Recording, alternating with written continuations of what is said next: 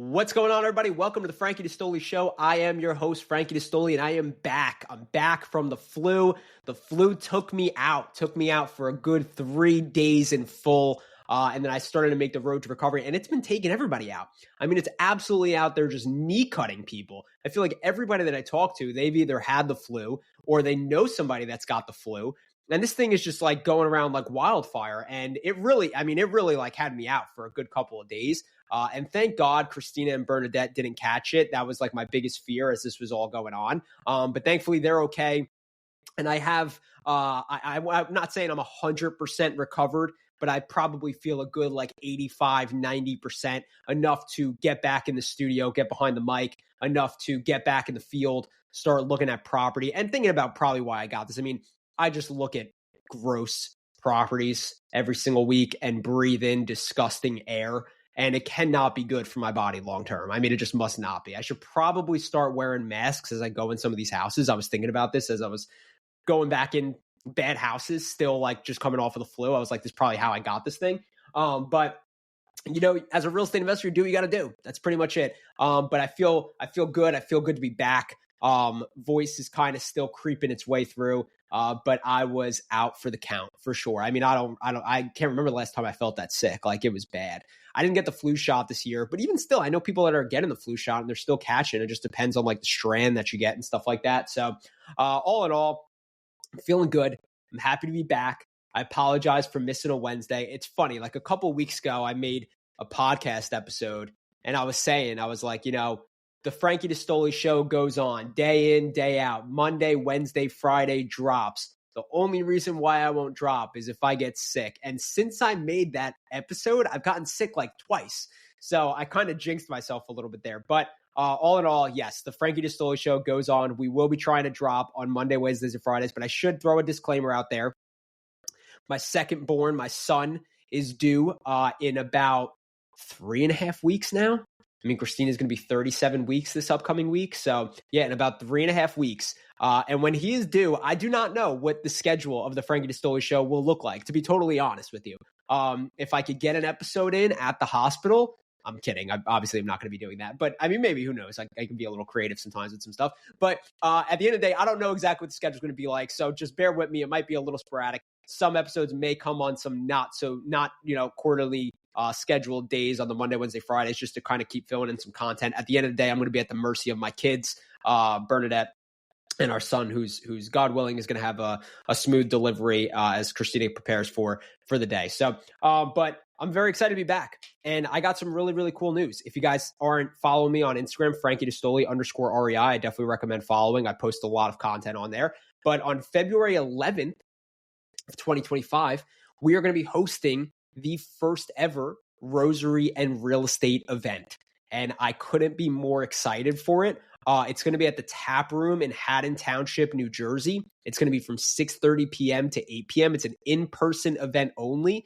So if you are in Jersey, PA, New York, Delaware, wherever you might be, that you kind of feel like making the trip over there. Again, I know it's only an hour and a half event. So like, you know, don't feel like you got to come from far and wide to get there. But if you want to learn about the Rosary, if you want to learn what the Rosary is and why we should pray it, if you want to learn why the Rosary will make you a more holy person, will bring you closer to Jesus and to Mary, and you want to learn how to incorporate it into your daily life to become a better person, a better follower of Christ, then you should definitely come out to this event. And if you want to learn more about real estate investing, if you want to learn what it takes to buy your first property, or what it takes to scale a real estate portfolio, or how to build generational wealth, then this is an event that you would definitely want to come out to. My plan is to try to have an event once a month.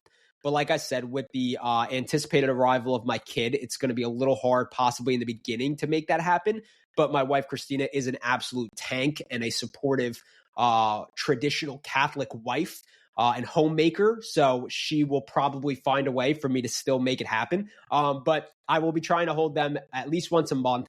If not once every 6 weeks or whatever the case might be in that regard. So it will mostly, for the most part, be in person, but I do plan on making some sort of free or charitable donation membership program where we maybe do some sort of weekly or monthly meetings that are a little more kind of secluded and exclusive. So keep an eye out for some of that stuff. But February 11th, if you can get out there in person, totally free event. And there's going to be giveaways. I'm going to be giving away a rosary, a Pray the Rosary by Real Estate sweatshirt. I'm going to have the ability for anybody that's there to purchase a Pray the Rosary by the Real Estate sweatshirt or hat.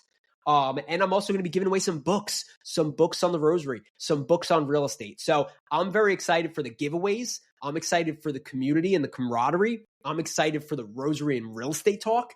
And if you are looking to build generational wealth while maintaining spiritual poverty, then this is an event that you definitely want to come out to. And just the movement itself, Pray the Rosary by Real Estate, is a movement that you want to be a part of.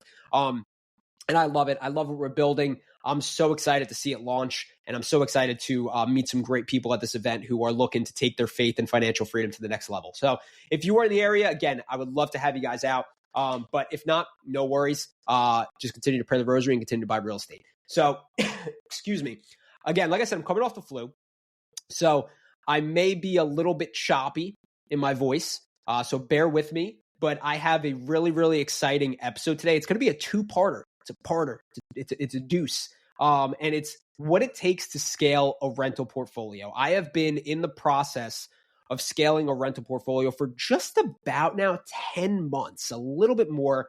Steve and I, my partner Steve, who eventually I will be having on the show, him and I started D&D Equities. We actually formed the LLC on February 29th, on the day of leap year of 2024, which is kind of cool, kind of unique. And we bought our first rental property together on April 12th of 2024. So we're here at the time of this recording. It's the beginning of February. So we're just a little bit under that. I think we're probably about that 10-month mark.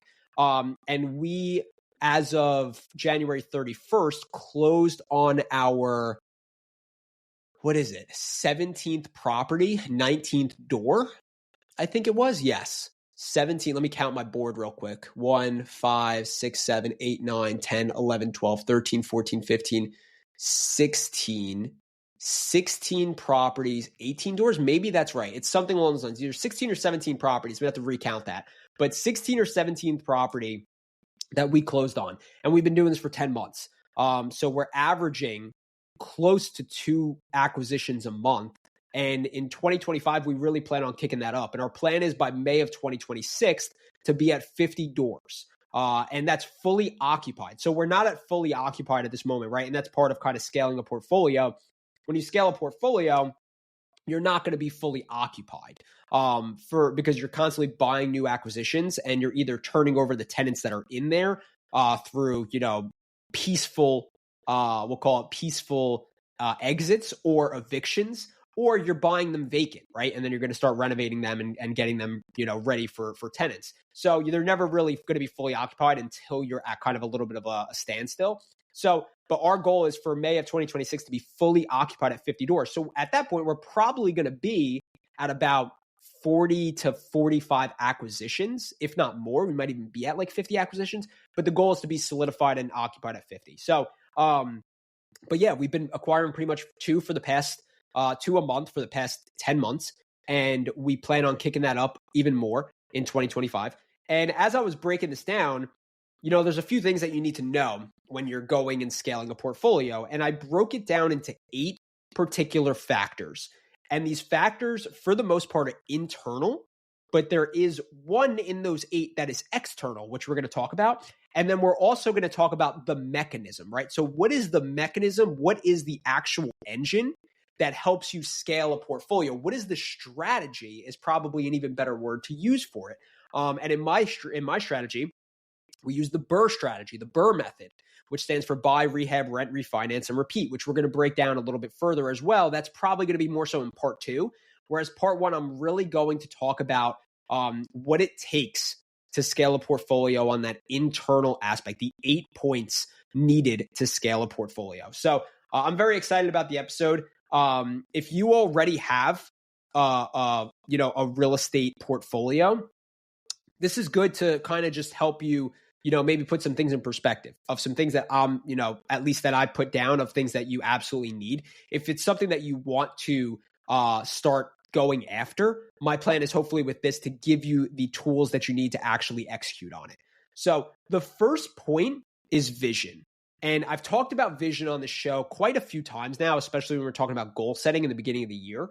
But when you have vision for scaling a portfolio, you need both short-term vision and you need long-term vision. Long-term vision is really what are those goals of what the portfolio looks like after a certain period of time, right? And first and foremost, like for me, as I just mentioned, in May of 2026, the vision is those 50 doors fully occupied. And to take that a step further, it's $400 in net cash flow per door. Now, what does that equate to? That equals $20,000. So what I'm saying is by May of 2026, Steve and I, my partner, want to have fully occupied 50 doors at $400 cash flow, bringing in $20,000 per month for us that we could split. So him and I, we each get $10,000, and then we feel at this kind of stabilized point where we could from there make the next business decision. And what that looks like beyond that vision is something that him and I are still currently developing, but it has a timestamp, right? May 2026, $20,000 in net cash flow. And that's, as a person who's putting together a portfolio, you need to know that vision. You need to know what is the next step, what is the ultimate goal actually, and more so in regards to that, right? And then you also need to be able to bring that down granular. And we talk about that as we talk about building out 30, 60, 90-day goals, those types of things. But you need to know, like, all right, what does that vision entail? What types of properties are we going to be buying, right? What does the team look like? Is it just me? Am I the only one that's in this? And I'm, third party hiring, property management, project management, contractors, all this other stuff. Or am I building out an actual team? In my case, I am building out an actual team. Steve and I are co-owners of our LLC. We brought on someone to run our property management division, and I work with her every single week. We go out on our one-on-ones. We talk about, we meet the right people for Section 8. We meet the right people for, the other community programs, all of that stuff. We talk about the tenants that we have. We talk about the non-paying tenants that we have. We talk about the evictions that we have to file and the evictions that we're currently going through. All of that stuff goes in there. We also have a person on our team who is in our acquisitions department. And all this stuff is all part of the vision. What does the vision look like? What does your team look like? What does your day in and day out output of the business look like? Are you someone who's in the field every single day? Or are you not? Are you more on the back end, right? And that's kind of me and Steve's dynamic a little bit, is I am more so on the back end and more of the overseer of a lot of things. I oversee all the different departments. I oversee the acquisitions. I oversee the refinances. I oversee, how the property management division's going. I oversee how the acquisition division's going. Where Steve is more boots on the ground. He's in the houses every single day with our contractors, right? Working with them. Do our contractors have all the material they need? Do they have all of this stuff? So the vision is also aligned in regards to what our roles are, right? And what that looks like long term. Because now that we have our roles broken out, we need to have vision on what those roles look like and what they're actually going to accomplish. So number one is you need to have the vision for where you want the portfolio to go and what that portfolio does for you, right? Like that $20,000 that comes in and we're able to split that 10 G's each month, that gives us stability, right? And as a father, as a husband, like who has bills, who has responsibilities, that's the stability that I chase in regards to our goal. And that's the ultimate vision, right? So number one is you got to have the vision. You got to know where it's going to take you. And you don't need to know necessarily like where you're going to be in 10 years, but where does kind of the line stop in that regard? And then what could possibly be next? Number two is temperance. Temperance, I think, is really, really important as a portfolio runner and owner, because a lot of times when you are building a portfolio, right? In a portfolio, we're talking, I'm not just saying like 5 properties here, right? I'm talking like 10, 15, 20, 30, 40, 50, like you're starting to actually scale, you're getting your numbers up. And not saying that 5 properties, you won't have these types of problems anyway, because temperance is just an internal thing that anybody could work on at any given moment. You don't need to run a portfolio to work on temperance. I promise you that. But when you're running a portfolio, a lot of times things tend to feel like there's fires every single place that you look, right? Like I literally, some days, like today, knock on wood, I'm knocking on wood right now, because at this moment at 11 o'clock of this recording, the day has actually gone really, really well. But in a very short period of time, things could change and we could get 3 requests from tenants about, leaky water heaters and, smelling of fire and, other disastrous things. And then we could also get reached out to from our lender about, not so positive news. And these things all tend to happen. And as these things happen, it's very easy to fall into this, oh my gosh, everything is falling apart. This is total chaos. This is never going to work. This is a disaster. We should just back out and sell the entire thing. These are all thoughts that, by the way, go through my head on a daily basis. But temperance is really, really needed because you need to understand that you need to be able to prioritize and execute. And you need to understand that you can't get overwhelmed. Everything is a task that just needs to be accomplished and need to be completed. And you need to keep that in mind. So you need to remain very, very level-headed. And you need to just take everything for what it is, very stoic approach of, hey, all right, this tenant's got this problem. What are we going to do to fix it? We have to call our contractor in there. Cool. How fast can we get them in there? How can we make sure that we still provide the best quality service, even though this went wrong? And how can we get this fixed as soon as possible? Oh, our lender has this issue and our deal's getting blown up a little bit. What can we do to help our lender out so we can get this across the finish line? Everything could be taken as an opportunity, right? What's an opportunity for me to learn from this mistake? How do I create a standard operating procedure around it? All of these things, very level-headed, very relaxed. And it's not easy, all right? And as time goes on, and as I've been in this for 10 months, I remember having these exact feelings on the very first deal. The first deal that we were doing, right? You have these emotions of everything is falling apart when things go wrong. And it's the same exact thing when you have your 10th deal and you have your 15th deal and you have your 20th deal, right? So stay very level-headed. Temperance is one of those absolute key factors that you need when you're running a portfolio, because the more properties, right? It's like what Biggie Smalls said, right? He said, more money, more problems, more properties, more problems. That's usually how this works, right? So you need to understand that when you add more properties to the portfolio, you're opening yourself up for more problems, for things that you haven't faced yet, for things that you're not sure how to handle. You need to remain very, very calm, very poised, and understand that you just take the task and you respond to it and you do your best to accomplish it. Number 3 is fortitude, and that kind of goes off of that line, right? Fortitude is that resistance to quit, right? You just do not quit. You continue to go and you dog it out and you continue to push forward. And I cannot say this enough. Fortitude is actually one of our one of our core values in D&D Equities. D&D Equities has 5 core values, and fortitude is one of them, because we constantly are faced with adversity. It's nonstop. Like literally, there is not a day that goes by where there isn't some form of adversity, whether it's through project management, property management, lending, acquisition, closing, whatever it might be. There's some sort of problems every single day that happens, and you need to push through, right? You need to push through. Every single problem, again, like I mentioned, presents an opportunity to learn and to grow from. So you need to have that fortitude, because it's going to get hard. And there's going to be times where it just feels like this is never going to happen. It's never going to actually come to fruition. And the more that you push through, eventually you get through that adversity. And the more you just continue to do that, you're going to just look back and be like, wow, look at everything that we built, right? Like I remember we faced adversity on our first deal, on our second deal, on our third deal. If we would have stopped at our third deal, cool, we would have had 3 houses. But now that I look back, we're like, oh, cool, we have 17 houses or 16 houses. It's to a degree where I can't even keep count of how many houses we have, right? And that's because of the fortitude. That's because you just keep that dog mentality of I'm going to fight through the trench fight and I'm going to get to where I need to be. 4th one is prudence. And this is one, truthfully, that I've actually struggled with a little bit. And when you say prudence, I want you to think in terms of just being very, very conscious of the decisions that you make, and you don't jump the gun, right? And I think when Steve and I first started buying properties, we jumped the gun a little bit. We might have we bit off a little bit more than we could chew. And I'm not saying that was a bad thing. I don't regret any decisions that we made necessarily, because we are a lot closer to our goal because of the decisions that we made, even if we weren't necessarily ready to make them.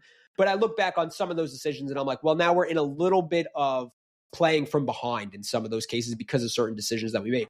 Excuse me. And again, not a bad thing, but you want to be prudent in your decisions. You want to be prudent on the properties you buy. You want to be prudent on the money that you spend. You want to be prudent on the way that you spend that money. You want to be prudent on the people that you bring onto your team, right? This is all part of that. So you need to operate with prudence in every decision that you make. And prudence doesn't mean that you don't take action. It doesn't mean that you overanalyze, right? You have to take action. You have to continue to move when building a portfolio. If you stay still, sometimes staying still is a good thing. It could be a positive. It could actually help with some healing and help you kind of get your footing again. But staying still for too long could kill you in scaling a portfolio, right? You're going to miss opportunities. It's going to set you behind, and things could actually go from bad to worse sometimes when you stay still too quickly. But you need to be prudent in the decisions that you make. You don't want to make bad decisions, because sometimes one bad decision could really, really set you back when scaling a portfolio. So it's really important that you're prudent in your decisions, but you also take action when that action is deemed and called for. The fifth one, this is a very, very important one, is people.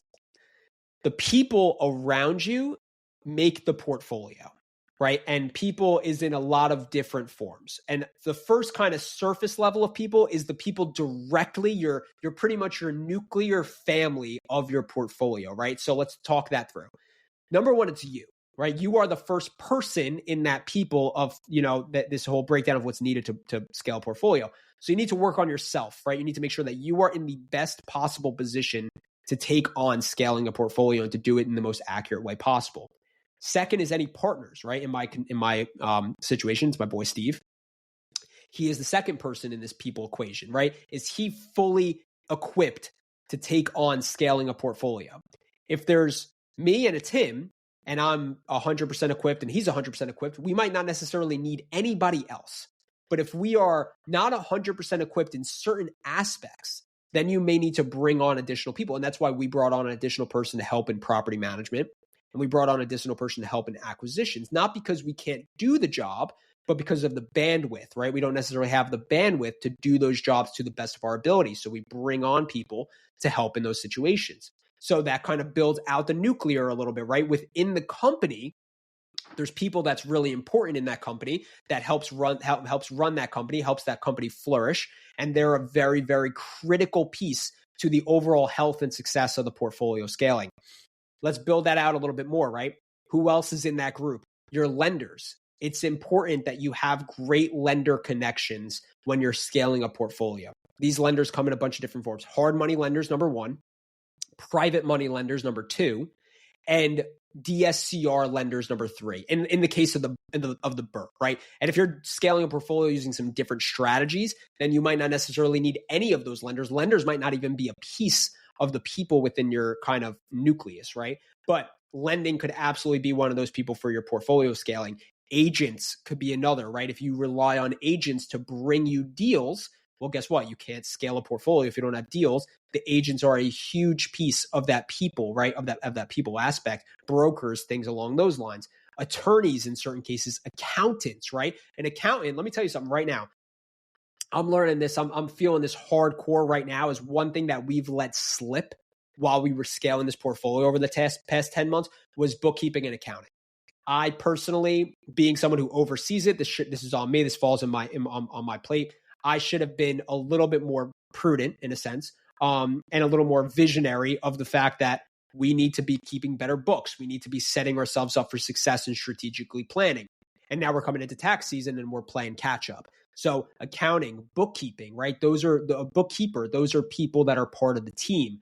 Attorneys, as I mentioned, all of those people that are kind of, again, building out that nucleus a little bit more. And then if you continue to expand that, if you were in the scaling up portfolio that requires tenants game, your tenants are part of those people as well, right? Because your tenants not automatically, they literally are your bottom line. If your tenant doesn't pay, boom, negatively affects your bottom line. If your tenant pays, oh, great, positively affects your bottom line. So the tenants, who are you putting into these renovated units? They are a huge, huge piece of the people, portion of what's needed to scale a real estate portfolio. So you got to understand that. You got to know who those people are that are key attributors to your success and build around them, develop them, bring them into the team, make sure that they're a part of it. Number 6 is discipline. Discipline is so, so critical when it comes to scaling a portfolio because sometimes, and this could go both ways, you could have a really, really successful month right? Where you get, you onboard some tenants, you got some cash that's coming in, you have a delay in some mortgages because you've refinanced the properties. All of a sudden you got this little influx in cash. And then you say, you know what, we're going to take this and we're going to go and we're going to cash ourselves out and we're going to go spend it. And now all of a sudden you have a massive pipe that breaks in one of your houses the next month, and you got, a flood problem, and you're dealing with a bunch of things, and now you're short on cash, right? But because you weren't disciplined with the money that you had in excess when you onboarded some new tenants and you had delay in mortgages, now you don't have that money anymore. And these things happen all the time. And pretty much any time that Steve and I have a conversation about money, we need to ask ourselves, okay, where is this money best spent? Right. And this goes back to like, if you read like Richest Man in Babylon or you read Rich Dad Poor Dad, like they say all the time, like every single dollar is a soldier at work, right? How is this soldier going to work for me today? And that's the way that you need to be thinking, right? Like, what is the most disciplined way to spend money? What is the most disciplined way to scale? What is the most disciplined way to structure the team? All of these things, you need to be disciplined and you need to constantly be keeping an eye on it, and don't let yourself slip up, because those little slip ups, they start to accumulate. And when they accumulate, that's when you run into problems, and all of a sudden you're left holding the bag and you're short on cash or you're short on time or whatever the case might be, right? And you need to, another way to be disciplined, right, is in project management. And this is one thing too, that when we get into kind of more of the mechanism, we'll talk a little bit more about this in part 2.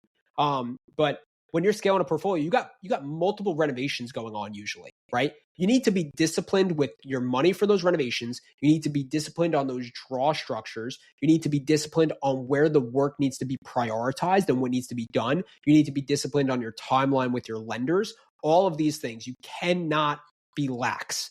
If you are lax, you will die. That's how this works in running a portfolio, right? The more lax you are, the more problems you will have. Like, that's a better way of saying it, maybe. So stay disciplined. 7, organization. This is where Steve and I are just terrible. Just being totally honest with you. Neither of us are super organized. I'm not an unorganized person, but when it comes to like organizing multiple LLCs, those accounts, money going into the correct accounts, doing all that stuff, that is not my strong suit, nor is it Steve's, right? My strong suit is acquisitions, finding banger deals, locking them up, getting them under contract and closing those deals. That's my wheelhouse, where Steve's is project management, right? Getting into those deals, doing the renovations with the contractors, getting those properties ready to go. And then that's how we kind of operate. Those are our 2 strong suits in regards to that. I also thrive a little bit more on like leadership and entrepreneurship. That's why I like more of the business ops side of things as well. Organization is not one of either of those, right? And what we've realized the hard way is you got to be organized. You got to be organized with your asset protection. You got to be organized with your asset management. You got to be organized with your books and keeping things clean. You got to be organized with your tenants and all of their documents. You got to be organized with your contractors and their payouts. You got to be organized with every single thing that should be in, whether it's Google Drives or whatever the case is, right? You need to ask yourself, if I died today, would my business survive? And if you pass away and your partner has no idea where to find the deeds to these properties or where to find all of this stuff, then you're not organized. And that's the way you need to be thinking. So organization, I cannot emphasize enough, is super, super huge. And the last one, number 8, another core value of D&D Equities is consistency. You need to be consistent. You need to understand that when you're scaling a portfolio, it's not going to be sunshine and rainbows. It's just not. It's going to be chaos. It's going to be pandemonium. It's going to be total disruption, but that's how it's supposed to be. And you need to show up every single day and put the work in. And if you do that, what you'll see is you take these baby steps, these little baby steps every single day. And eventually you're going to look back and you'll be like, wow, amidst all of that chaos and all of that craziness and all those times where it just seemed like the place was on fire and we weren't going to make it out alive, I'm looking back now and I'm like, look at what we built. Look at all of the positive things that have come from this. Look at all of the growth that's happened. And it's all happened because of consistency, because of staying the course, not deviating from the path, looking down the field and putting your head down and trucking through. That is where it all starts, and that's where it all ends, when you show up every single day and you make it happen. And it falls on you, guys. The buck stops with you. If you are growing a portfolio, you need to understand that. There are no excuses. You can't blame anybody. You can't point the finger. If there's mess ups, it's because of you. It's because you didn't take the proper ownership and you didn't take the proper action. And when you are consistent and you show up every single day and you make it happen, there's going to be that growth and you're going to take a lot of pride in what you're building. So that is it. Those are the 8 points of more of the internal to building and scaling a portfolio. Number 1, vision. Number 2, temperance. 3, fortitude. 4, prudence.